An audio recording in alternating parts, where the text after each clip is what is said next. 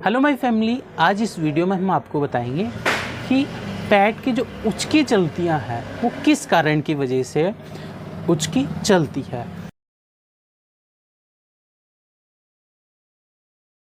Hello everyone, Ram Ram खम्मा गणी। मैं आपका दोस्त और आपका host drug expert Yogesh Kumar, आपके फेवरेट यूट्यूब चैनल में आपका स्वागत है। आप देख रहे हैं Bansur pet shop clinic channel. देखिए, अब ये पप्पी है, इसके उचकियाँ चल रही हैं। जैसे कि आप कुछ टाइम में देखोगे कि इस वीडियो में हम आपको कारण बताएंगे और कैसे क्या आप घर पर फर्स्ट एड किट करें।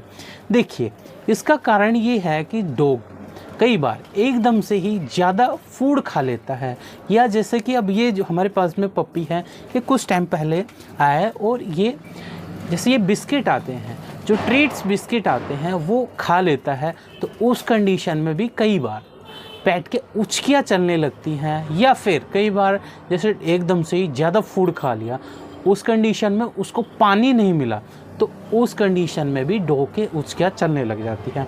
तो इसका फर्स्ट एड या जो ट्रीटमेंट है आपको करना है कि आपको अपने पेट को कुछ टाइम के लिए आपको ये ऐसे सलाह देना है, जिससे कि कई बार आपके पेट में जो गले में फंस जाते हैं यानी थ्रोट में फंस जाता है वो इजीली नीचे पास हो जाए।